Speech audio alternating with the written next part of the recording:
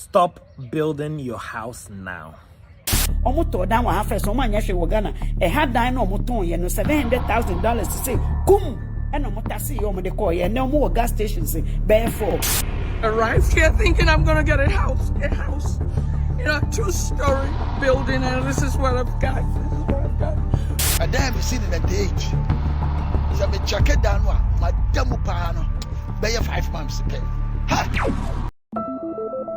There is an ongoing debate among Ghanaians and Africans living in the diaspora, a debate where I think both parties do have a valid point of argument. The debate is building in Ghana versus buying a house abroad. Which one is better? To one party, it is better to scrounge yourself, live a frugal life, save some money to build a house back home in Ghana or Africa so you can enjoy it later in life. To the other, sod it. It is way better to get yourself a comfortable house on a mortgage in Europe or America where you live and enjoy life now rather than later. Well, in this video, I share my opinion as someone who's experienced both scenarios. I'm going to use my experience of owning properties in both UK and in Ghana to tell you which one I think is better. And I'll also give you a tip on the best way to skin this cat in order to get the best out of your investment in a house or houses later in life. My name is Mickey.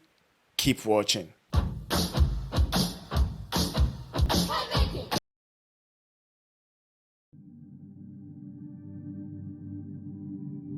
I'm not sure about you, but growing up in Kumasi, Ghana, it was ingrained in us to build a house as soon as we started making money. And the bigger the house, the prouder your family is. So it's only natural that the moment most Ghanaians traveled abroad and are able to earn residual income, they embark on a journey of erecting a masterpiece of a house back home in Ghana. I mean, it was cool whenever someone referred to a Ghanaian modestly dressed in the UK and said, "Wahu papa na anase mame na okono, uhu ni fia wesi wa Ghana."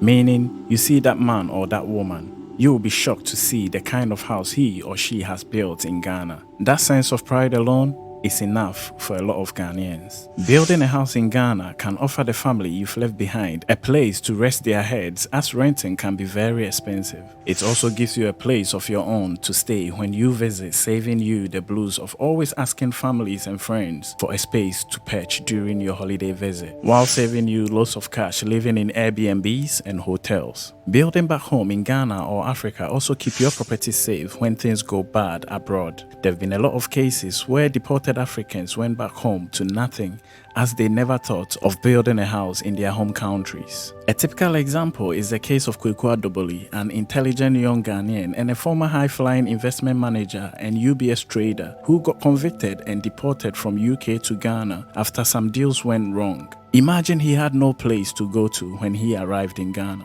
The fact that you get a lot for your money is also a good reason to build a house in Ghana. And £80,000 that couldn't even buy a 3-bedroom flat in UK got myself and my family 2 of those in Ghana. It's also a bonus knowing that at any stage of building a house in Ghana, whether completed or not, you fully own that house and the land. Finally, building a house back home gives yourself and your children a chance to move to Ghana or Africa whenever you get tired of the West. There are a lot of people who try to move to Ghana but failed due to the astronomically high payment of rent.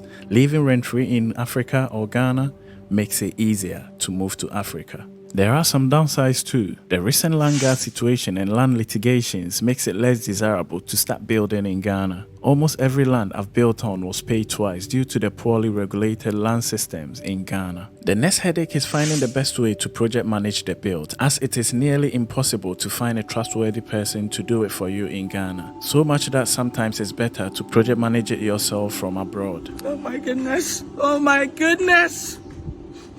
Y'all don't understand. I am right here. Arrived here thinking I'm gonna get a house in a 2-story building, and this is what I've got. What am I gonna do? After several 40-some years in America. The type of houses desired by most Ghanaians living in the diaspora normally takes long to build and can be a #1 locking place for capital. As the saying goes, sika kodanhwa emma. Money spent on building a house never comes back. This can be seen through the number of uncompleted buildings scattered around Ghana and in Africa as a whole.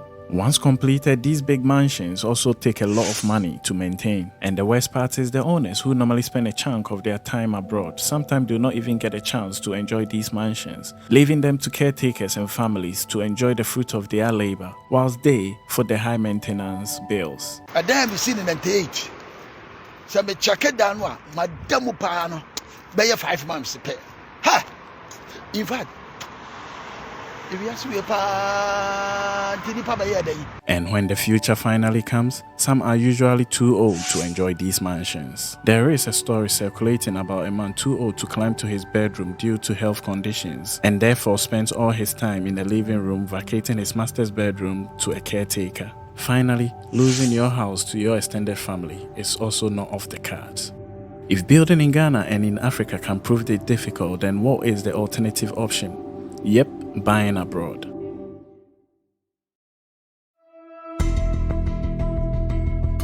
The best thing about buying abroad, apart from the pride, is the fact that you don't need the full amount to move into the property. As long as you can raise the deposits and pass the affordability checks, you can go ahead and take photos and post on social media as a proud owner of a house. In fact, one didn't even require a deposit to get on the property ladder in Germany when I lived there. Owning a property on a mortgage in the West offers you stability for yourself and your family and makes you gain trust from the system, boosting your credit scores, which can open doors to wider range of credit facilities for other investments. Depending on how much space you require compared to the one you are paying for, sometimes paying a mortgage can end up being cheaper than renting. Though you don't own your house outright, the beauty of paying mortgage rather than paying a rent is the equity gains. In simple terms, you pay for someone else's house in a form of rent, while you pay for your own house in a form of mortgages. When you end up selling at the right time and at the right rate, there is always a high chance of making profits on your home due to appreciation of value, which can eventually be used to purchase your dream home in Ghana or Africa. Minimum bio to Ghana, they went in styles because Omoto down one half so man yashe Ghana, a had dine Omoton, $700,000 to say, Kum! And no motasi omo de koy and no more gas stations bear for. Those are some of the good sides about buying a house in the West, but there are some downsides too.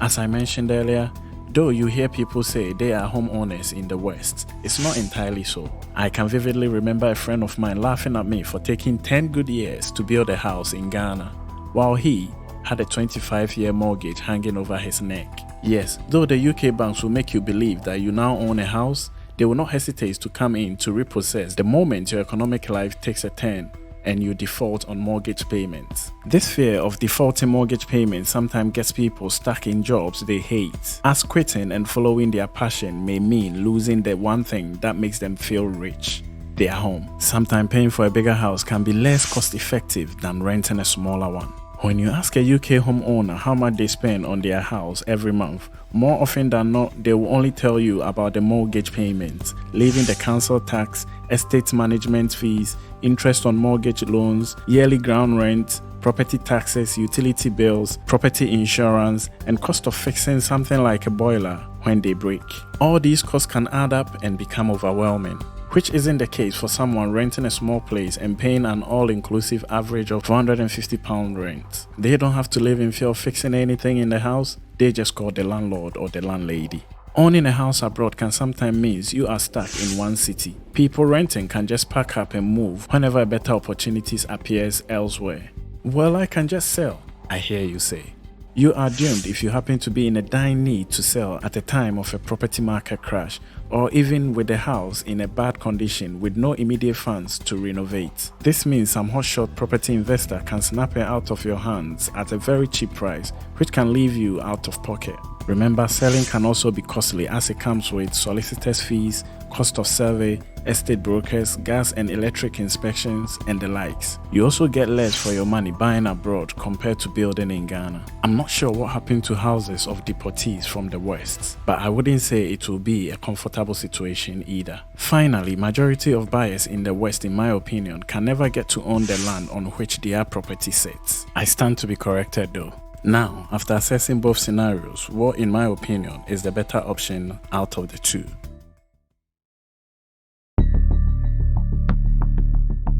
In my opinion, it's not about where you build or buy. It's about what you buy and whether or not it suits your circumstances. You see, buying a house for majority of Ghanaians and Africans living abroad will be the biggest single transaction we will make in our lifetime, which warrants a very critical analysis to make sure the numbers make sense before embarking on such a journey. But sometimes I do not think most Africans living in the diaspora, myself included, consider these factors when building or buying a house. In my opinion, the same way people buy expensive things they don't need to impress people they don't know is the same way people buy or build luxurious houses they don't need just to impress people they don't know.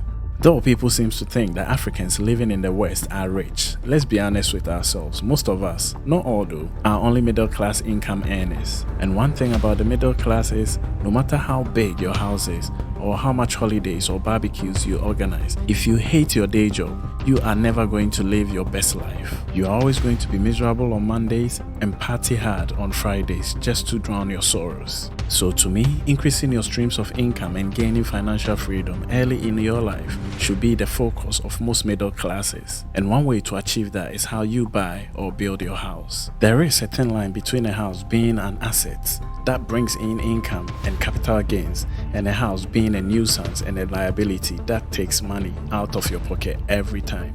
And yes, I've seen people regret buying some houses. In short, if you decide to own a property, no matter where it is, please make sure it is the most cost-effective option for you.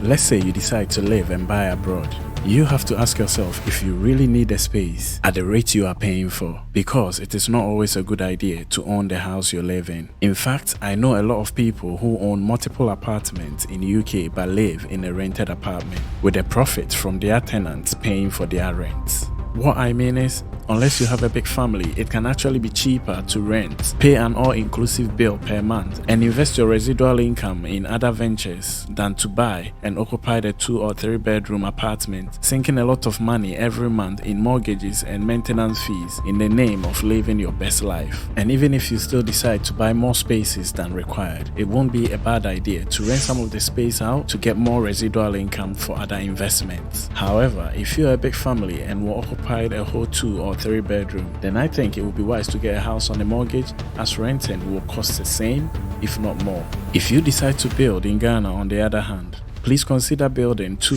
or 3 bedroom apartments instead of building a 5 or 6 bedroom mansion, especially if you know you won't be moving to Ghana permanently until you are in your retirement age, as building a mansion can take a long time to complete, hog your money, and when completed, you might end up spending an average of 1 month every 1 or 2 years in it. And if you decide to build for your family back home, then fine, but be prepared to fill all the maintenance and utility bills every month. And when you eventually move in as an old fellow, you may realize that the big space you once craved as a young person might turn out to be a nuisance vacuum. You can build a dream house here, but if you don't have the dream income to support it, you can't live here. At least apartments, once completed, can be rented out, fetching you income, even if you never live in them. The passport office didn't recognize me as British, even though I was born here. I genuinely mean it when I say it doesn't matter wherever you build or buy your house. But can I be a tiny bit biased towards home just because of what happened to Kokua W and the Windrush generation in UK? Whatever you own abroad, please build something small back home, even if it's just a 1 bedroom apartment, for you don't know what happens in the future. I've said a lot about this subject based on my peculiar experience as a property owner in both worlds, and I'm sure a lot of people will differ. I will, however, like to know your opinion on this subject, whether for or against my opinions, in the comment section. I hope this video was helpful. If so, please give it a like. Please subscribe to come on my journey of experience. Thank you very much for watching, and see you in the next one.